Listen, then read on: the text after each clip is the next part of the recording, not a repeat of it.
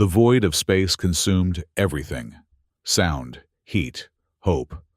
All of it swallowed by an infinite darkness that stretched beyond comprehension. In this particular sector, even the normally bustling interstellar traffic routes were absent, leaving nothing but a dead zone littered with the debris of past conflicts. Captain Rail Sunrax stared at the emergency pod's control panel, watching as the last of the oxygen percentages ticked down with merciless precision. 15%. Not even a full day left. The Starfleet Darien science officer found a certain scientific detachment in observing his own demise, counting down in decimals of atmospheric pressure and dropping core temperatures. 3 days had passed since the battle with the Corv Alliance. 3 days since he'd watched his ship tear apart in blossoming explosions of orange and white. 3 days alone in this escape pod, adrift among the wreckage of what had once been the pride of the Volari fleet. Final log entry, Rail spoke, his voice raspy from dehydration. The pod's recorder flickered to life, its light casting ghoulish shadows across his blue-tinted skin. This is Captain Rail Sunrax, science officer of the Darien. Oxygen reserves at 15%. Nutritional supplements contaminated by coolant leak. External temperature dropping beyond pod compensation capabilities. He paused, looking out through the small viewport at the endless black. Corv Alliance forces have likely claimed this sector. My mission data regarding their weapons capabilities is stored in Emergency Capsule Delta 7. If found by Volari forces... He trailed off, realizing the futility of the message. No Volari ships would be venturing into this region for months, perhaps years. By then, his body would be nothing but frozen organic matter, as cold and lifeless as the void surrounding him. Rail's fingers, once precise instruments that could calibrate the most sensitive equipment, now trembled as he pressed the final emergency beacon command. The pod would continue broadcasting until its power cells died. A pointless gesture, but one that protocol demanded. The signal was too weak to reach beyond this graveyard of ships. It seems fitting, he whispered to himself, that a scientist dies observing the very vacuum he spent his life studying. He reclined the chair to its maximum angle, a luxury he'd denied himself until now, to conserve power. As the pod's heating system struggled against the encroaching cold, Rail closed his eyes, ready to join the eternal silence. The radar pinged. At first, he thought it was a malfunction, one last electronic hiccup before the systems failed completely. But the ping came again, and again. Rail jerked upright, eyes wide, watching as a small blip appeared on the radar screen.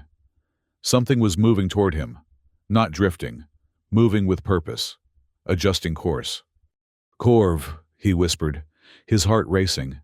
Had they returned to ensure no survivors, or perhaps scavengers, come to pick through the battle's remains? He checked the emergency capsule containing his mission data. If the approaching vessel was Corv, he would have to destroy it. The information inside could save thousands of Volari lives. The radar continued its soft, rhythmic pinging. The vessel was slowing down, scanning. It had detected him. Rail braced himself, pressing his back against the cold wall of the pod. Through the viewport, he caught a glimpse of light, a search beam sweeping across the debris field. Then, the unmistakable silhouette of a ship, backlit by distant stars. Not a Corv warship, not a Volari rescue vessel either. The design was unfamiliar, smaller than a military craft, but substantial enough for deep space travel. Its hull bore marks of hasty repairs and aftermarket modifications. The radio crackled to life, startling him. Unidentified escape pod. This is Captain Ina Wu of the independent transport vessel Lucky Horizon. We're reading life signs. Do you copy? The language was unfamiliar to Rail's ears, but the pod's translation matrix quickly processed it. Human language. Earth dialect. Humans? This far out in the dead zone? Before he could respond, another voice cut through. Captain, we don't have the supplies for detours, especially not for some poor bastard who's probably already gone. We're not leaving someone to die, Malik, the captain's voice replied firmly. Not when we can help. And what if it's a trap? Wouldn't be the first time pirates used a distress signal to... Scan shows a single life form, severely weakened biosignatures. Run another sweep if you want. But I've made my decision. Rael's fingers hovered over the communication panel. Humans. The species was known to the Volari, but contact had been minimal. They were newcomers to interstellar travel, their technology considered primitive by most standards. What were they doing this far from their established roots? More importantly, could they be trusted? With oxygen dwindling and no other options, Rael pressed the transmitter. This is Captain Rael Sunrax of the Volari Starfleet. I am the sole survivor of the Darien. His voice cracked, the words feeling strange after days of silence. My systems are failing. I require immediate assistance. There was a long pause before the radio crackled again. Captain Sunrax, we're preparing for recovery operations. Our ship isn't equipped with standard docking mechanisms for your pod type. We'll need to bring you in manually with our cargo tether. Can you deactivate any defensive systems your pod might have? Defensive systems? The escape pod had nothing of the sort. It was designed for survival, not combat. The question revealed how little these humans knew about Volari technology. There are no defensive systems, Rael replied. Pod designation is civilian-grade emergency shelter. Series Phi. Understood. Prepare for retrieval in approximately 12 minutes. Lucky Horizon out. As the communication ended, Rael gathered what little remained of value. The data capsule, his identification chip, and the small ceremonial blade that marked him as a science officer. Everything else would have to be abandoned. Through the viewport, he watched as the human vessel maneuvered closer, its matte gray hull now clearly visible. It wasn't elegant like Volari ships, nor intimidatingly angular like Corv vessels. Instead, it had a practical, patchwork quality, a ship built for function over form, modified and repaired countless times, a ship of survivors. Light flooded the pod as a powerful spotlight locked onto it. Rael shielded his eyes, watching as a mechanical arm extended from the larger vessel, a magnetic clamp at its end. The pod shuddered as the clamp attached. Warning lights flashed across the control panel. The structural integrity was compromised in several areas, making the retrieval dangerous.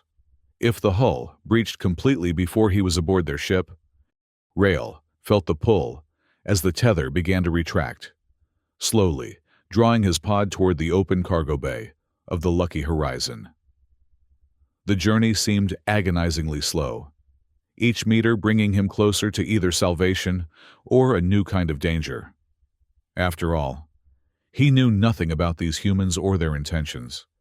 The pod scraped against something, metal, groaning against metal. Rael gripped the edges of his seat as the pod was pulled into artificial gravity, settling onto the deck with a heavy thud. He heard voices outside, muffled commands being shouted. The temperature in the pod began to rise as the external environment stabilized. "Life support readings normalizing," came a voice through the comm. "We're pressurizing the bay. Stand by for extraction." Rael took a deep breath, the first full one in days, and prepared himself for whatever awaited beyond the pod door. The mission data secure against his chest. He positioned himself near the emergency exit. The pod door hissed as external mechanisms overrode the locking system. Light spilled in, harsh, artificial light that made Rael wince after days in the dimness of emergency power. A figure appeared in the doorway, environmental suit obscuring any features. "Can you walk?" The voice was distorted through the suit's speaker. Rael nodded, though in truth, he wasn't certain. Days of inactivity and dehydration had weakened him considerably. He took a tentative step forward, then another. As he emerged from the pod, he got his first clear view of the cargo bay. It was cluttered with containers, spare parts, and equipment he couldn't identify. 5 suited figures stood watching him, their postures betraying a mixture of curiosity and caution. The artificial gravity felt strange after days of drifting. Rael's legs buckled, and he would have fallen if not for the quick reflexes of the nearest human, who caught him by the arm. "Easy there. You've been through hell from the looks of it." The figure who had spoken removed their helmet, revealing a woman with close-cropped black hair and eyes that seemed to evaluate everything with rapid efficiency. Captain Ina Wu, he presumed. "Get him to medical," she ordered, nodding to two of the suited figures. "Malik, assess that pod. I want to know what happened to his ship." As they led him from the cargo bay, Rael glanced back at his pod, the last remnant of the Darien. Already, a human was examining it, scanning the exterior with unfamiliar equipment. The corridors of the Lucky Horizon were narrow and utilitarian, with exposed conduits running along the ceilings and patches of different colored metal where repairs had been made. Nothing like the sleek, seamless design of Volari vessels. They brought him to a small room filled with medical equipment. Some of it he recognized. Much of it he didn't. A man in a white coat approached, his eyes widening slightly at the sight of Rael. "I've never treated a Volari before," he said, running a scanner over Rael's body. "But life is life. The basics should be the same." Rael felt a momentary panic. "Your medical technology is perfectly capable," the man interrupted, seemingly offended. "I'm Dr. Soren Velez, Chief Medical Officer of this vessel. Which, I should add, means I'm also the cook, therapist, and occasional mechanic. Now, sit still while I assess your condition." The doctor's manner was brusque, but not unkind. As he worked, running various instruments over Rael's body and consulting displays, the Volari officer found himself studying the human with equal curiosity. Severe dehydration, mild hypothermia, oxygen deprivation causing early signs of neural stress, Dr. Velez muttered, more to himself than to Rael. "Nothing that can't be fixed." He pressed a device against Rael's neck. There was a slight sting, followed by a cooling sensation that spread through his veins. "Nutrient complex and hydration accelerator," the doctor explained. "Should stabilize your condition until we can get proper food in you. Can you tolerate human sustenance?"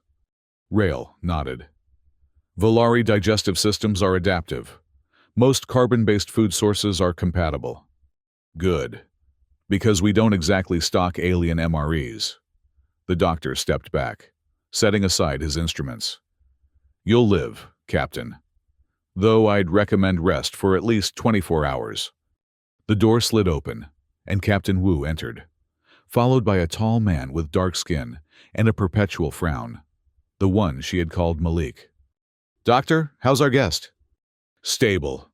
Nothing that won't heal with time and proper care." Wu nodded, then turned her attention to Rael. "Captain Sunrax, I'm Ina Wu, commanding officer of the Lucky Horizon. This is Malik Orr, my chief engineer." Malik's frown deepened. "And the one who's going to have to figure out how to feed another mouth with our already stretched supplies." Wu ignored the comment. "Can you tell us what happened? We don't usually find escape pods in this sector, let alone ones with survivors." Rael hesitated. The mission data secure against his chest suddenly felt heavier. These humans had saved him. Yes, but they were still unknown quantities. How much should he reveal? "My vessel, the Darien, was attacked by Corv Alliance forces 3 days ago," he said carefully. "I was the only one who made it to an escape pod before the ship was destroyed." "Corv," Wu repeated, exchanging a glance with Malik. "We've heard rumors about them. Expansionist regime, militaristic, not big on diplomacy." "That is an accurate assessment," Rael replied. "And what was a Volari science vessel doing in a dead zone?" Malik asked, his tone suggesting he already had theories, none of them favorable. "Stellar cartography and debris analysis," Rael lied smoothly. "The Darien was mapping gravitational anomalies caused by recent supernovae in the sector." He could tell by their expressions that neither fully believed him. but Wu simply nodded. Well, Captain Sunrax, you're welcome aboard the Lucky Horizon until we can arrange transport to the nearest Volari outpost. Though I should warn you, that might be some time. We're on a supply run to mining colonies in the Carides Belt, and our schedule is tight. I understand, Rail said, and I am grateful for your assistance. The Volari government will compensate you appropriately for the rescue and any inconvenience. Malik snorted. Hear that, Captain. We might actually turn a profit this run. Wu shot him a warning look before turning back to Rail. Get some rest, Captain. We can discuss the details later. Dr. Velez will show you to guest quarters once he's finished. As they turned to leave, an alarm suddenly blared throughout the ship. Red emergency lights pulsed along the ceiling. Proximity alert, Malik said, already moving toward the door. Wu's hand went to the communicator at her belt. Bridge, report! A panicked voice came through the speaker. Captain, we've got incoming. 3 vessels. Corv signatures. They're on an intercept course. Wu's expression hardened. Battle stations, prepare for emergency jump. We can't, Malik shouted over the alarm. The drive needs another hour to cool down after the last jump. We push it now. We risk a core breach. Rail felt ice form in his stomach. The Corv had found them, found him, and they had brought enough firepower to ensure nothing survived this time. They must have detected my emergency beacon, he said, rising from the medical bed despite the doctor's protests. Captain Wu, you must listen to me. Those ships aren't just passing through. They're here to eliminate all evidence of their attack on the Darien, including me. Wu's eyes narrowed. Stellar cartography, huh? I was not entirely forthcoming, Rail admitted. The Darien was on a reconnaissance mission. We had gathered intelligence on new Corv weapons technology that could shift the balance of power in this sector. And let me guess, Malik said bitterly, you've brought that intelligence right to our doorstep. Before Rail could respond, the ship lurched violently. The lights flickered, then stabilized. Warning shot, Wu said grimly. They're giving us a chance to surrender. Captain, if the Corv get their hands on the data I'm carrying, many more will die. Not just Volari, but any species that opposes their expansion. Wu studied him for a long moment, her expression unreadable. Then she turned to Malik. How fast can you get the engines back to jump capacity? Even pushing them to the breaking point, 45 minutes minimum. We don't have 45 minutes, Wu said. What about the stealth systems? Malik shook his head. They've already got a lock on us. Stealth is useless now. Rail stepped forward. Captain Wu, your vessel is outmatched, but there might be a way to buy time. Wu raised an eyebrow. I'm listening. The debris field from the Darien. If we can reach it, I might be able to use what remains of our gravity manipulation technology to create a distortion field. It would confuse their targeting systems, possibly create a blind spot for escape. And you just happen to be carrying the controls for this gravity manipulation technology? Malik asked skeptically. Rail tapped the data capsule secured to his chest. Part of my mission was to safeguard our technological advantages. This contains activation codes and baseline algorithms. Wu and Malik exchanged glances, a silent communication passing between them. It's better than waiting to be blown apart, Wu finally said. Malik, get us to that debris field. Maximum thrust. As Malik rushed out, Wu turned to Rail. If this is a trick, Captain Sunrax, if you're leading us into a trap, I want you to know that I'll personally ensure you don't live to see its success. Rail met her gaze steadily. You saved my life, Captain Wu. I have no wish to repay that debt with betrayal. The ship shuddered again as the engines roared to life, pushing them toward the graveyard of the Darien, toward either salvation or destruction. Through the viewport in the medical bay, Rael could see the distant flashes of Corv ships, moving with the precision of predators who had cornered their prey. Tell me what I need to know, Wu said, her voice tight with tension. Rael nodded. the weight of the situation pressing down on him. His survival, the survival of these humans who had rescued him, and the vital intelligence he carried, all hanging in the balance of the next few minutes. "First," he said, "we need to locate the primary engine core debris. It will be emitting a faint radiation signature, distinctive from the rest of the wreckage." Wu nodded, relaying the instructions through her communicator. As they rushed to the bridge, Rael felt a strange mix of emotions. Hours ago, he had been prepared to die alone in the void. Now, he was fighting not just for his own survival, but for the lives of these humans who had risked everything to save a stranger. The bridge of the Lucky Horizon was compact, dominated by a central command console and surrounded by various workstations. Through the main viewport, Rael could see the scattered remains of what had once been the Darien, his home, his post, his crew. The sight sent a pang of grief through him, but he pushed it aside. There would be time for mourning later, if they survived. "There," he said, pointing to a large chunk of twisted metal drifting among the debris. "That section contains what remains of our gravitational research laboratory." Wu nodded to the navigator, a young woman with quick eyes and quicker hands. "Take us in, Santos. Precise movements only." As the ship maneuvered closer to the debris, the tactical display showed the core vessels adjusting their course to follow.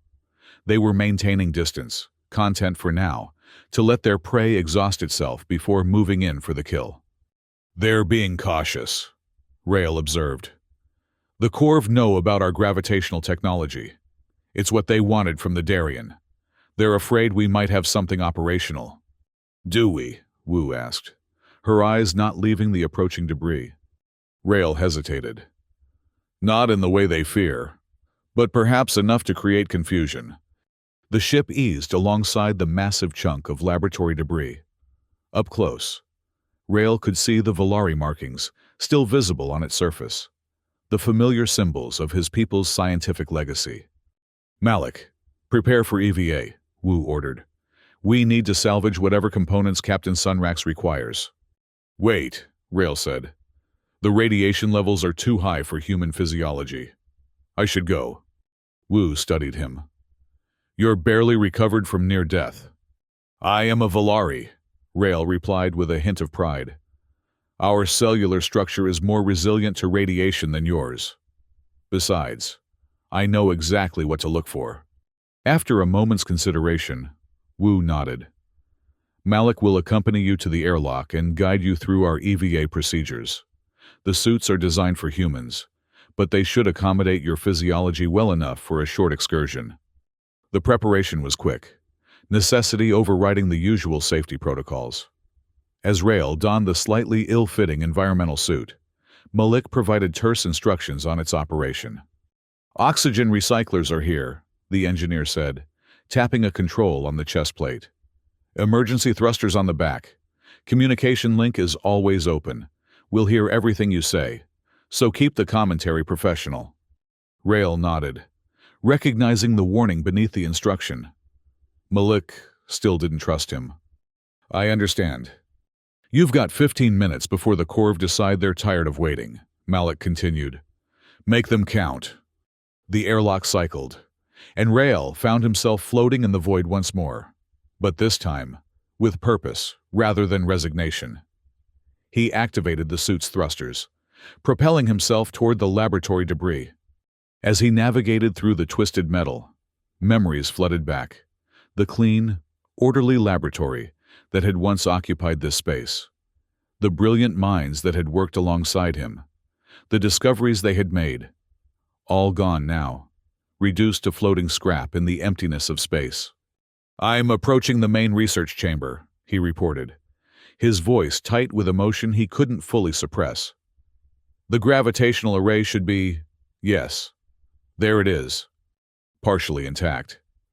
The array was a marvel of Volari engineering, a spherical device approximately 1 meter in diameter, covered in intricate circuitry and crystalline nodes. Even damaged, it hummed with potential energy. "I can see it on the scanner," Wu's voice came through the comm. Is it salvageable? Not for its intended purpose, Rail replied, carefully examining the device.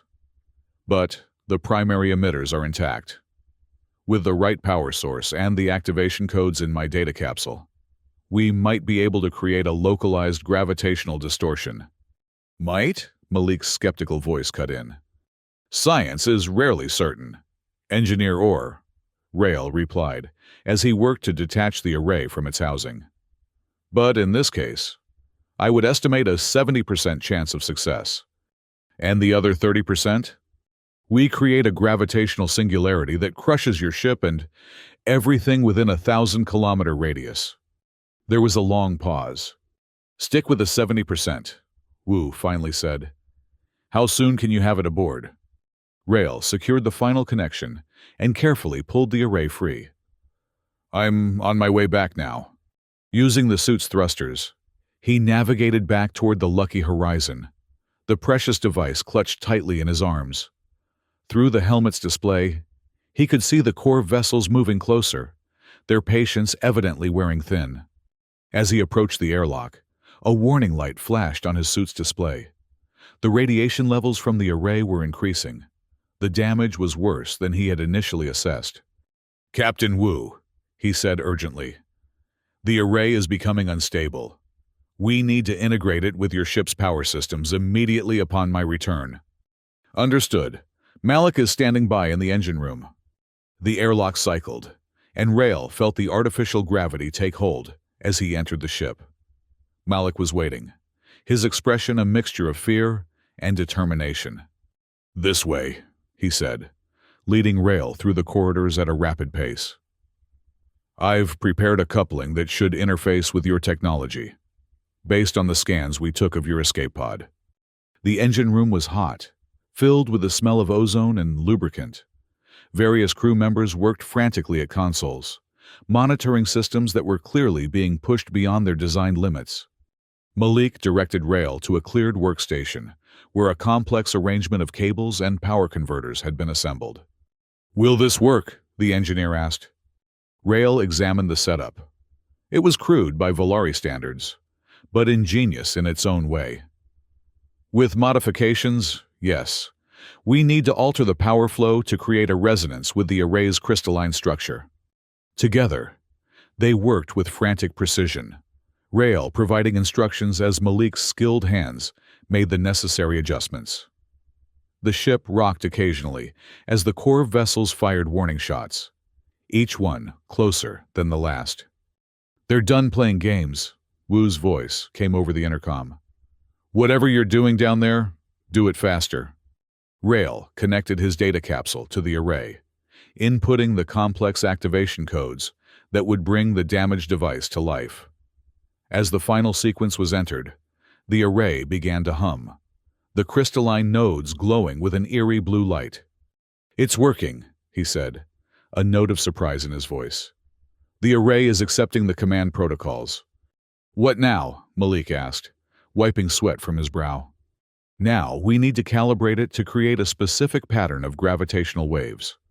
One that will confuse the core sensors without affecting our own ship. The work was delicate, requiring all of Rail's scientific knowledge and Malik's engineering expertise.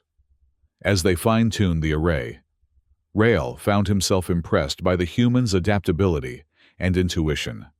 You understand gravitational principles better than I would have expected, he commented, as Malik made a particularly insightful adjustment. Humans might be newcomers to interstellar travel, Malik replied, without looking up from his work. But we've been bending rules and finding workarounds since we figured out how to make fire. It's kind of our thing. The ship shuddered violently, throwing them both against the workstation. Direct hit, someone shouted. Port shields down to 30%. Now or never, Malik said grimly. Rail nodded, making the final calibration. Activate on my mark. 3, 2, 1, mark. Malik flipped the power switch, sending energy surging into the array. For a terrible moment, nothing happened. Then the crystalline nodes flared blindingly bright, and a wave of distortion rippled outward from the ship. On the tactical display, they watched as the wave expanded, engulfing the debris field and the core vessels. Immediately, the enemy ship's movements became erratic, their formations breaking apart as their sensors struggled to make sense of the altered gravitational landscape. "It's working!" Malik exclaimed. "Bridge to engine room," Wu's voice came through, tight with controlled excitement. "Whatever you did, it's thrown their targeting systems into chaos. They're firing blind." Rail studied the display. "The effect won't last long. The array is too damaged to maintain a stable field. 10 minutes at most." "That's all we need," Wu replied. "Santos has plotted a course through the debris field. The distortion should mask our heat signature long enough to slip past them and make the jump to hyperspace once the engines are ready." The Lucky Horizon moved with surprising agility for a cargo vessel, weaving through the scattered remains of the Darien. On the tactical display, Rail could see the core of ships struggling to reorient themselves, firing sporadically into the debris field. "They're desperate," he observed. "They know what's at stake if we escape with the data." "Speaking of which," Malik said, his voice low enough that only Rail could hear, "once we're clear of this mess, you and I are going to have a detailed conversation about exactly what's in that data capsule that's worth dying for." Before Rail could respond, the ship lurched again as a stray shot from one of the core vessels grazed their starboard side. "Damage report," Wu demanded over the intercom. "Minor hull breach in Cargo Bay 3, came the reply. "Automated seals engaged. We're holding together, but not for much longer if we keep taking hits." "Divert all non-essential power to engines," Wu ordered. "We need that jump capacity now." Malik moved to a console, rerouting power as commanded. "We're pushing the reactor beyond safety limits. Captain, if we don't make the jump soon—" "We will," Wu interrupted. "Santos, status on our exit vector?" "Clearing the debris field now. Captain, jump coordinates locked in." Rail watched the tactical display, holding his breath as the Lucky Horizon emerged from the cover of the debris. The core vessels were regrouping, their sensors beginning to penetrate the gravitational distortion as the array's power faded. "They've spotted us," Santos called out. "Evasive maneuvers," Wu ordered. "Malik, engine status?" "Jump drive at 93%. Yeah, we need 3 more minutes." "We don't have 3 minutes," Wu said grimly, as the tactical display showed all 3 core vessels accelerating toward them, weapons charging. The communication system suddenly crackled to life with an incoming transmission. "Unidentified vessel." A harsh voice spoke in heavily accented human language. "This is Commander Vash Erg of the Corv Alliance.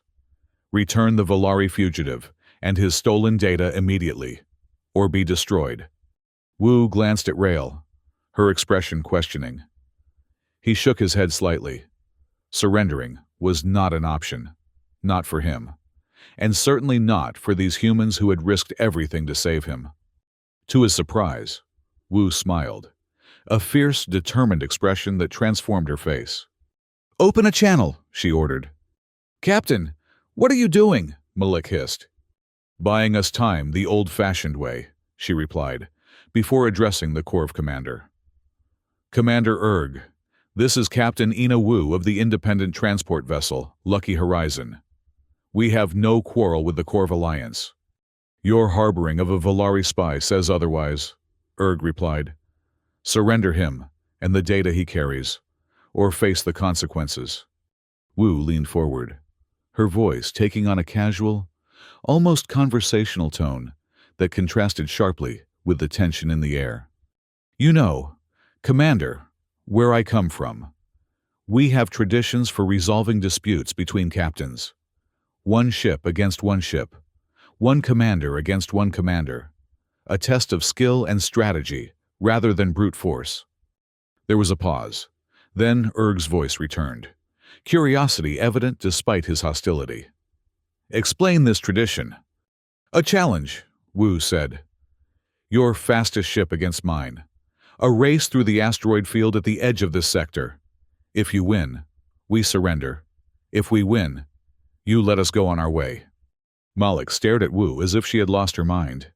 Captain, what are you— Wu silenced him with a gesture, her eyes never leaving the communications panel. An interesting proposal, Erg replied after a moment. But why would I agree to such terms when I could simply destroy your vessel now? Because you're curious, Wu said confidently. About humans, about our capabilities, about whether the stories you've heard are true. This is your chance to test us, and to prove your own superiority in a way that brings glory, rather than merely completing a mission. Another pause, longer this time. And if I were to agree to this challenge, Erg said slowly, what assurance do I have that you would honor the terms if defeated? The same assurance I have that you would honor them in victory, Wu replied. The word of a captain. Rael watched in astonishment as the tactical display showed the core of vessels changing formation. Two hanging back while the third, presumably Erg's command ship, moved to a position parallel to the lucky horizon. Very well, Captain Wu. Erg's voice came through again. I accept your challenge. The asteroid field, as you suggested.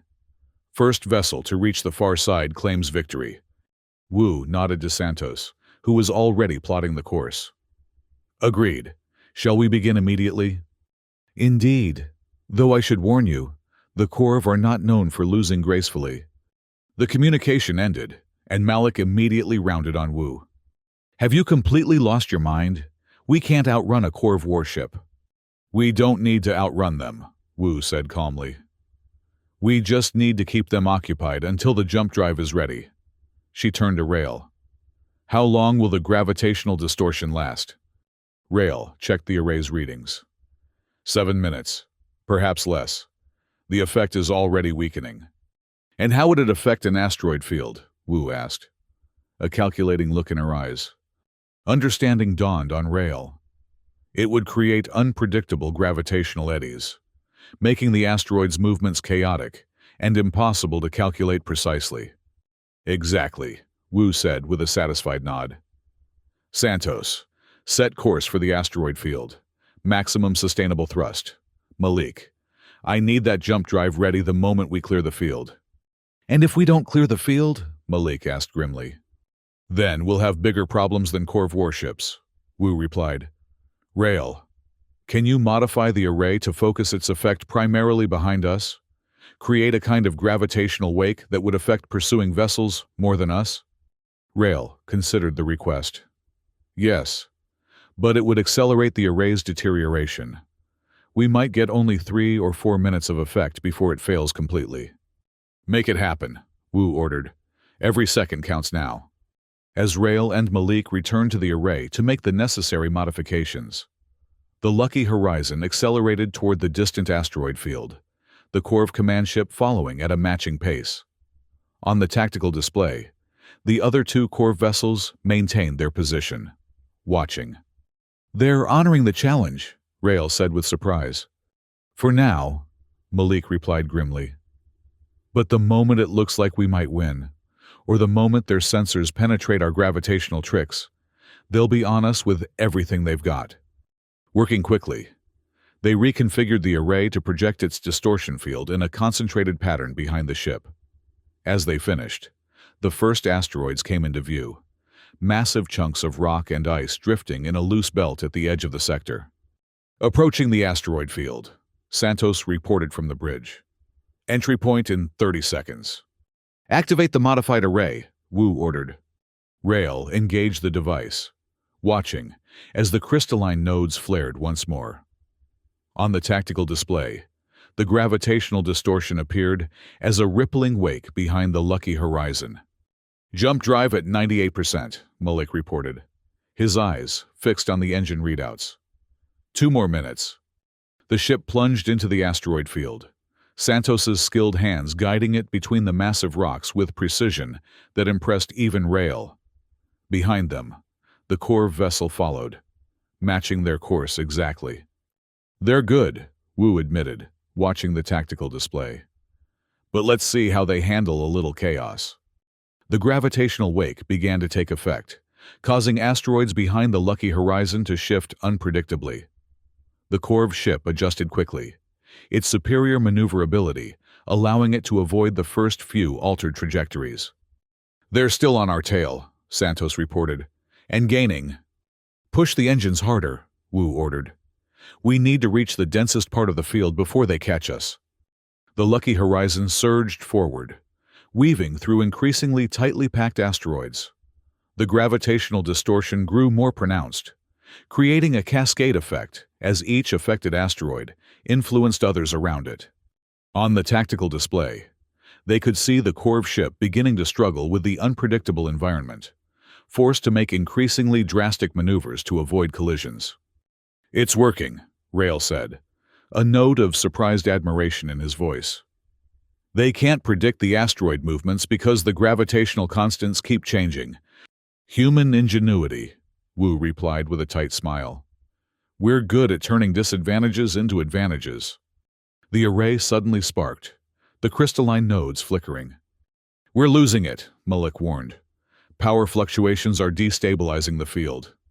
"How much longer on the jump drive?" Wu demanded. 99%. One more minute."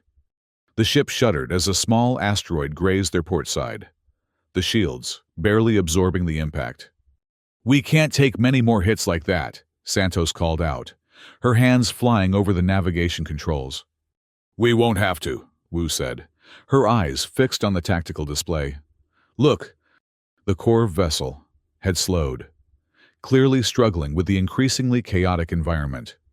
As they watched, a medium-sized asteroid slammed into its port side, sending it spinning into the path of another, larger rock. "They're in trouble," Rail observed, feeling a complex mix of emotions. The Corv were his enemies, responsible for the destruction of his ship and the death of his crew. Yet watching another vessel in distress, even an enemy one, went against his training as an officer. The communication system crackled to life again. "Captain Wu." Commander Erg's voice came through, strained and punctuated by the sounds of alarms in the background. "It seems your human traditions have unexpected elements. A key component of any good challenge, Commander," Wu replied, her tone remaining casual despite the tension visible in her posture. "The introduction of the unexpected." "Indeed," Erg said, a note of grudging respect in his voice. "You have proven more resourceful than anticipated. However, this changes nothing. The data the Volari carries must not leave this sector." As if on cue, the tactical display showed the other two Corv vessels accelerating toward the asteroid field, weapons charging. "Jump drive at 100%, Malik announced triumphantly. "We can make the jump!" "Not yet," Wu said, her eyes still on the tactical display. "We need to clear the field first. The gravitational distortions would tear us apart during the jump." The Lucky Horizon continued its frantic path through the asteroid field, now pursued by all three Corv vessels. The command ship had recovered from its collision and rejoined the chase, though it was moving more slowly, clearly damaged. 50 seconds to clearing the field," Santos reported, her voice tight with concentration. "The array is failing," Rail warned, as the device before him sparked violently. "We have perhaps 1 minute of effect remaining." Wu nodded, her decision made. "Divert all remaining power from the array to the shields. We'll need them when we clear the field." Rail complied, watching as the gravitational distortion began to fade. The asteroids' movements gradually returned to their natural patterns, making them more predictable, both for the Lucky Horizon and for their pursuers. 30 seconds to clearing the field," Santos called out. On the tactical display, they could see the Corv vessels gaining rapidly, no longer hindered by the gravitational anomalies. "They're targeting our engines," Malik warned. "If they hit us before we jump." "They won't," Wu said with a conviction that Rail found himself wanting to believe. "Santos, prepare for maximum acceleration the moment we clear the field. Malik, initiate jump sequence on my mark." The ship wove through the last cluster of asteroids, The open space beyond, tantalizingly close. Behind them, the Corv vessels fired, their energy weapons cutting through the void. "Evasive pattern Delta," Wu ordered, and the Lucky Horizon lurched sideways, just as an energy beam passed through the space they had occupied a moment before. 10 seconds to clearing the field, Santos reported, her hands dancing across the controls. Another shot from the Corv vessels grazed their starboard side, the shields flaring as they absorbed most of the impact. "Shields down to 20%, Malik called out. "Almost there," Wu said, her eyes never leaving the viewport as the last asteroids drifted past. "Mark!" The Lucky Horizon burst from the asteroid field into open space, its engines roaring as Santos pushed them to maximum acceleration. Behind them, the Corv vessels emerged as well, their weapons firing continuously now. Most shots going wide as they struggled to target the rapidly accelerating ship. "Jump sequence initiated," Malik announced. 5 seconds to jump. Through the viewport, Rael could see the energy beams from the Corv weapons drawing closer, the distance narrowing as the warship's superior speed began to tell. 4, 3. A shot struck the Lucky Horizon directly, the shields collapsing under the impact. Alarms blared throughout the ship as systems overloaded. 2, 1. The stars outside the viewport suddenly stretched into lines of light, and Rael felt the familiar disorientation of a jump to hyperspace. They had made it. The bridge erupted in cheers and relieved laughter. Wu sagged in her command chair, the tension of the past hour visibly draining from her body. "Damage report," she called out, her voice hoarse but steady. "Hull breaches on decks 2 and 4, contained by emergency seals," came the reply. "Shields completely depleted. Port engine operating at 60% capacity. But we're alive, Captain." Wu nodded, then turned to Rael. "Well, Captain Sunrax, it seems you've brought us quite the adventure." Rael inclined his head, a gesture of deep respect among his people. "You and your crew have demonstrated courage and resourcefulness beyond anything I could have expected. The Volari owe you a debt that cannot easily be repaid." "We'll start with answers," Malik said, stepping onto the bridge. The engineer looked exhausted, but determined. "About what's in that data capsule, and why the Corv were willing to risk 3 warships to get it." Wu held up a hand. "First, we all need rest. We've just survived a near-impossible situation, and we have a long journey ahead to the nearest safe port. There will be time for explanations." Rael nodded gratefully. The adrenaline that had kept him functioning was fading, leaving him drained and acutely aware of his still recovering body. "I will tell you everything," he promised. "You have earned that much and more." As the crew dispersed to tend to repairs and their duties, Wu gestured for Rael to follow her to a small room adjacent to the bridge, the captain's private office, he realized. Once inside, with the door closed behind them, Wu's formal demeanor softened slightly. "I don't know much about Volari," she said, "but I know enough to recognize when someone is carrying a burden heavier than just their own survival." She gestured to the data capsule, still secured to his chest. "Whatever's in there, it cost the lives of your crew, and nearly yours as well." Rael hesitated only briefly before unclipping the capsule and placing it on the desk between them. "It contains detailed specifications of a new Corv weapons platform," he said quietly. "A planet killer, capable of rendering entire worlds uninhabitable within hours. The Darien discovered it during a routine survey mission. We were instructed to gather as much intelligence as possible before returning to Volari space." Wu's expression darkened. "And the Corv found you before you could get away." Rael nodded. "The Darien was not designed for combat. We managed to transmit some of our findings back to Volari Command. But the most crucial data, the technical specifications that might allow our scientists to develop countermeasures, is in this capsule. So when we rescued you, we unknowingly put ourselves in the middle of an interstellar arms race," Wu said, her tone not accusatory but thoughtful. "I regret the danger I brought to your vessel," Rael said sincerely.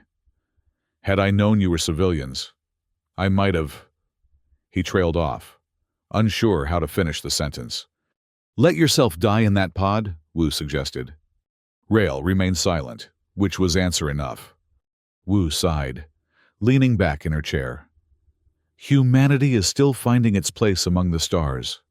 Captain Sunrax, we're newcomers, as your people like to remind us at every diplomatic meeting.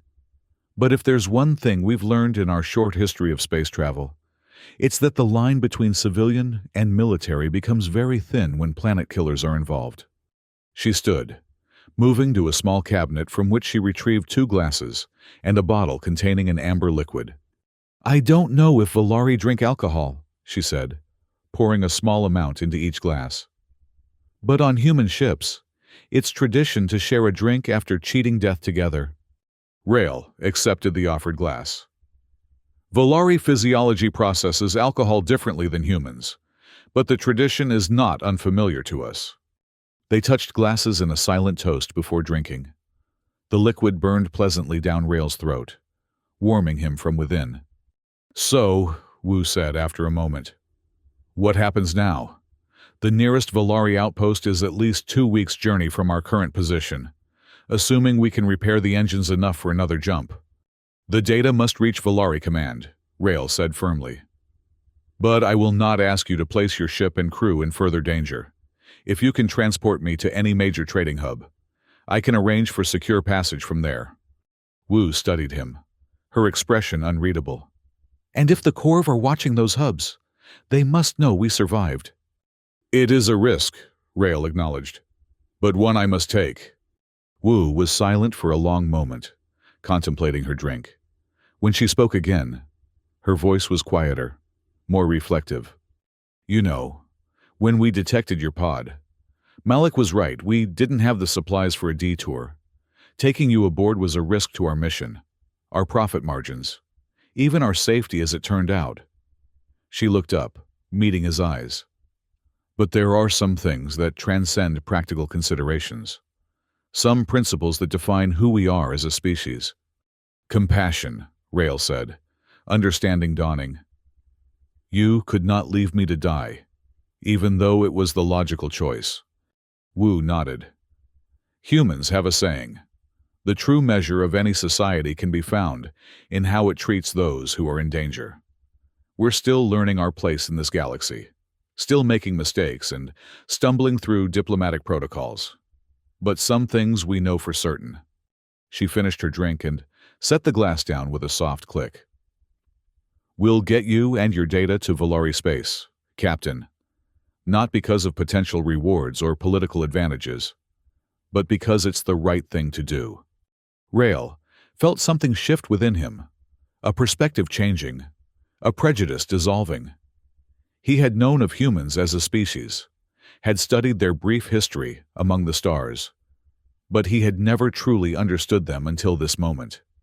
Your people are full of surprises, Captain Wu, he said softly. Perhaps that is why the Corps and others underestimate you. It's worked to our advantage so far, Wu replied with a small smile. Now, get some rest. We have repairs to oversee and a long journey ahead. As Rael left the captain's office, he found himself viewing the lucky horizon and its crew with new eyes. The patchwork corridors, the improvised repairs, the mismatched equipment, all of it spoke not of technological inferiority, as he had first thought, but of remarkable adaptability and resilience. These humans had saved him when they had every reason not to. They had risked their lives to protect him and his mission, despite knowing nothing about him beyond his immediate need. And now, they were committing to escort him safely home, through territory that might still be patrolled by Corps forces. In the small guest quarters assigned to him, Rael sat on the edge of the bed, the events of the past days washing over him. He had been prepared to die, had accepted it as the final service he could render to his people. Instead, he had found salvation from the most unexpected source, a species that, by Volari standards, was barely out of its planetary cradle. Perhaps, he thought as exhaustion finally claimed him, There was more to learn from these humans than he had ever imagined. And perhaps, when this mission was complete, he would have a new purpose, to ensure that the Volari understood just what kind of allies they might have in the human race. Days passed aboard the Lucky Horizon as the crew worked tirelessly to repair the damage sustained during their escape from the Corv. Rael, despite still recovering from his ordeal, insisted on helping where he could, applying his scientific knowledge to assist Malik with the more complex systems. The engineer remained wary at first, but gradually a professional respect developed between them. Rael's expertise in gravitational physics proved invaluable in recalibrating the jump drive, while Malik's ingenious workarounds for resource limitations impressed the Volari officer. "You know," Malik said one day, as they worked together in the engine room, "when the captain decided to bring you aboard, I was certain it would be the death of us all." Rael paused in his calibrations. "A reasonable assessment, given the outcome." "And yet," Malik continued, handing him a tool without being asked, "here we are, alive, with only moderate structural damage and a hell of a story to tell whenever we make it to a proper bar." "Is that the human measure of a successful mission?" Rael asked. "Having a story worth telling in a bar?" Malik grinned. "Sometimes, yeah. Other times, success is just living to fly another day." He hesitated, then added more seriously, "Your people, the Volari, they're much more advanced than us, technologically speaking. We know that. Everyone knows that." Rael nodded, unsure where the conversation was heading. "So I've been wondering," Malik continued, "why haven't they, pushed outward more aggressively? With your technology, you could dominate this sector of space. Instead, you mostly keep to yourselves, maintain your borders, engage in minimal trade." It was a surprisingly insightful question, one that cut to the heart of Volari philosophy. "My people believe that expansion without purpose is wasteful," Rael explained. "We explore to learn, to understand the universe and its principles. Conquest for its own sake offers little knowledge that cannot be gained through observation and controlled study." Malik said, considering this. "So the Volari are scientists first, empire builders second." "We do not consider ourselves an empire at all," Rael corrected. "More a collective of knowledge seekers." "And yet you have warships. You gather military intelligence on potential threats like the Corv." Rael sighed. "Even knowledge seekers must defend themselves. The galaxy contains many species that view our technology as something to be taken rather than earned. The Corv are merely the most recent example." Malik nodded, seemingly satisfied with the explanation. They worked in companionable silence for a while before the engineer spoke again. "You know, for all our primitive technology, humans have one advantage that I've noticed even the most advanced species sometimes lack." "And what is that?" Rael asked, genuinely curious. "We're really good at improvising when everything goes to hell," Malik said with a grin.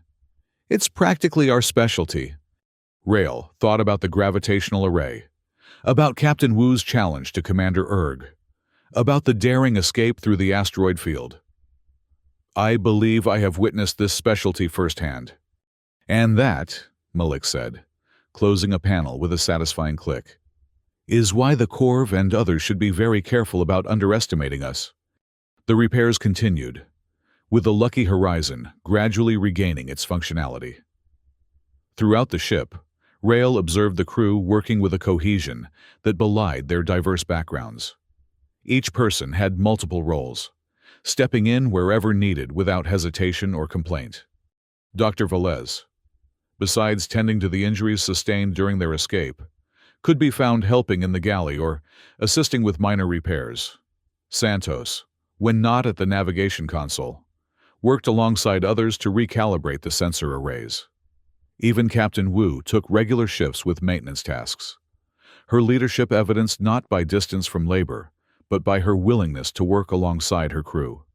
It was different from the rigid hierarchy of Volari vessels, where specialization was prized and roles rarely overlapped. There was an efficiency to the human approach that Rael found himself admiring, an adaptability born of necessity rather than design.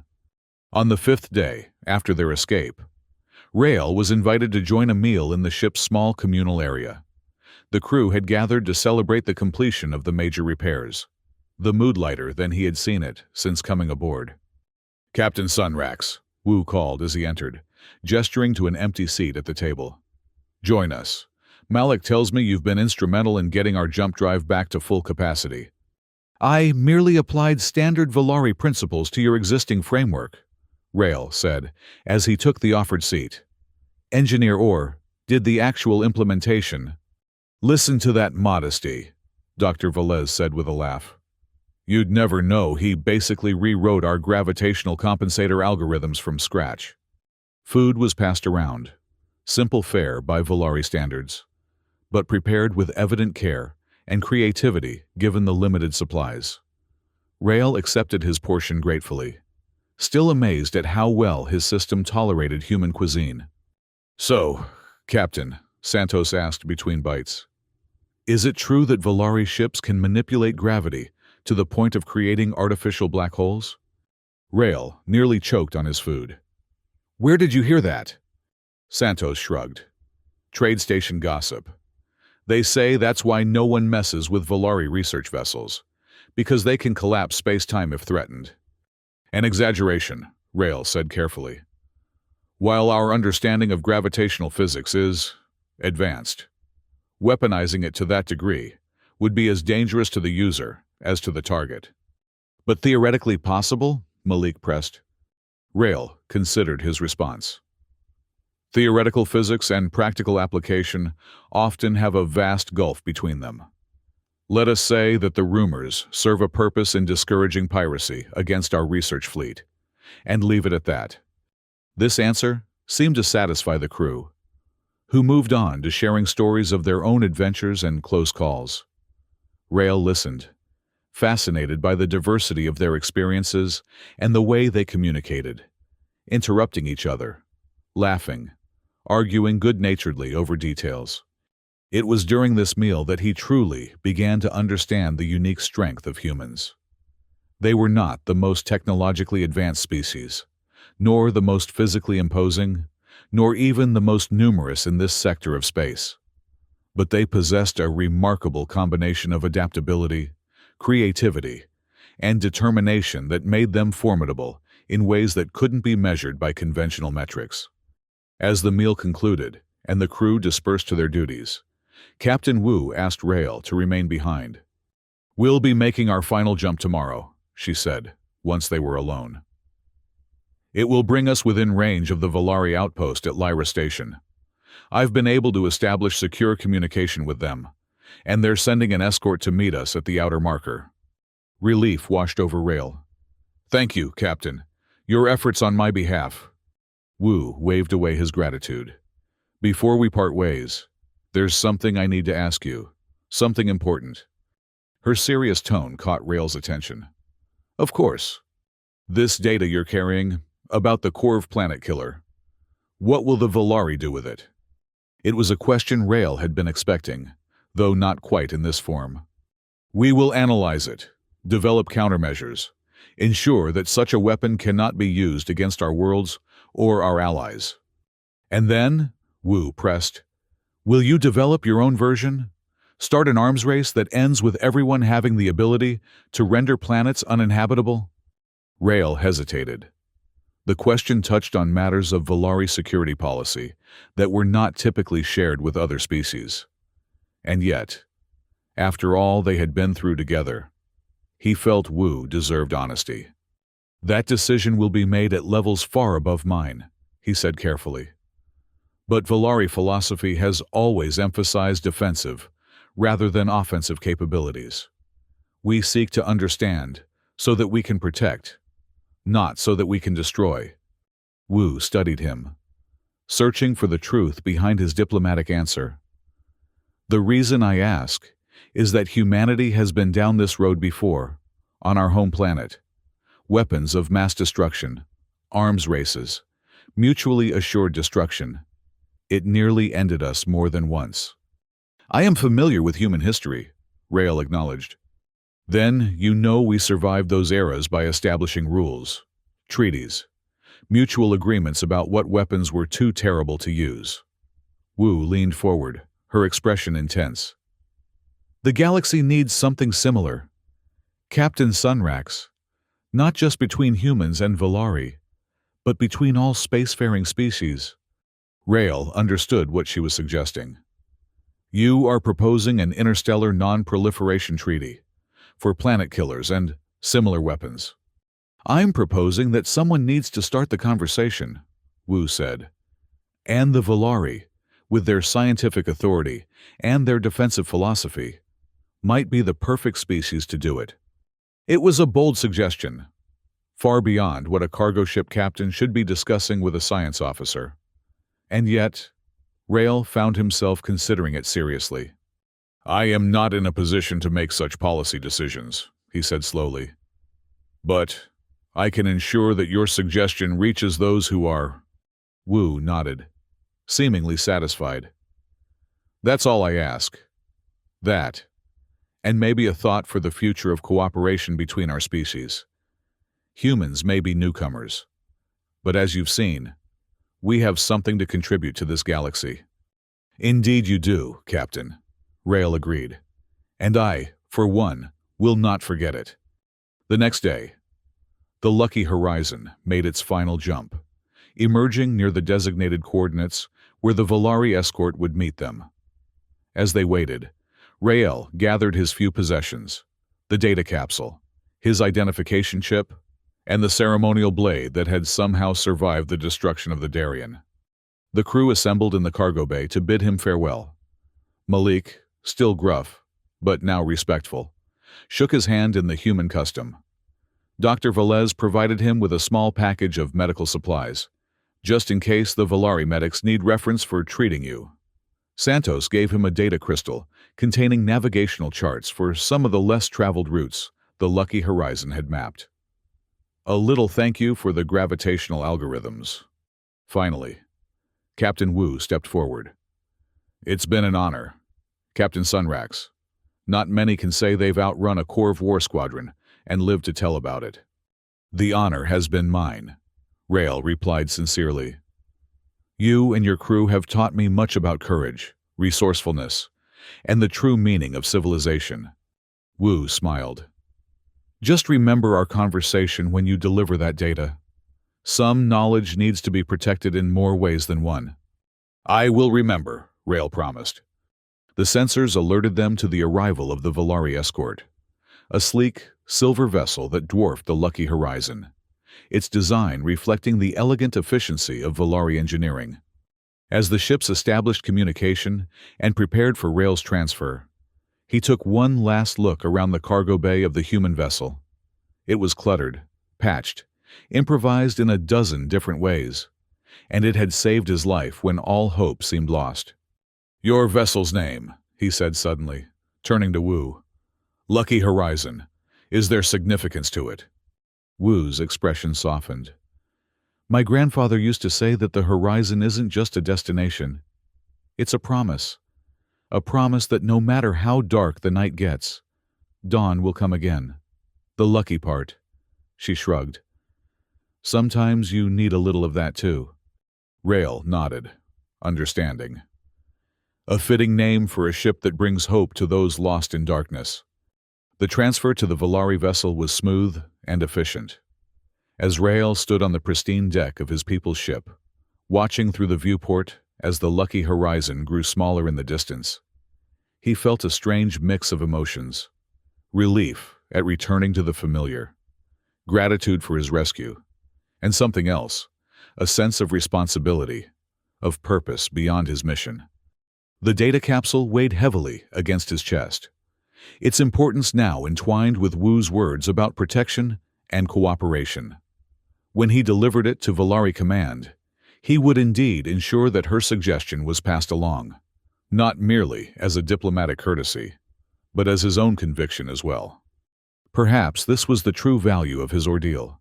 Not just the intelligence he had gathered on Corv weapons, but the understanding he had gained about humanity, a species that, despite its technological limitations, had shown him the power of compassion, ingenuity, and principled action. As the Lucky Horizon finally disappeared from view, its signal fading from the Volari ship's sensors, Rael made a silent promise. This encounter would not end here. The bonds forged between himself and that human crew, between their two species, would continue, through his testimony, through his advocacy, through whatever influence he could bring to bear.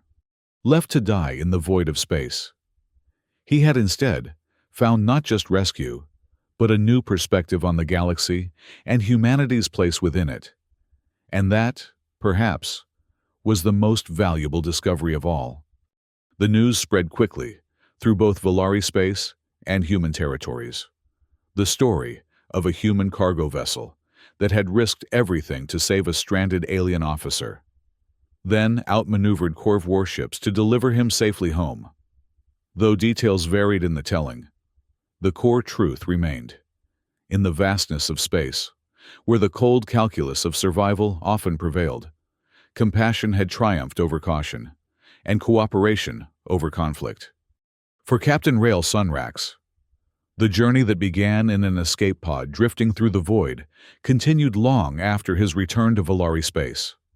The intelligence he delivered led to new defensive measures against Corv expansion, while his report on human ingenuity and ethical framework sparked renewed interest in closer relations with the emerging species. And somewhere among the stars, the Lucky Horizon continued its journey, its human crew carrying with them the knowledge that they had not merely saved a life, but perhaps changed the course of interstellar relations for generations to come. In the infinite darkness between stars, such moments of connection, bridging the void between different worlds, different species, different ways of thinking, served as beacons of hope, a promise, as Captain Wu might say, that no matter how vast and empty space might seem, no one who called for help would be left to face that darkness alone.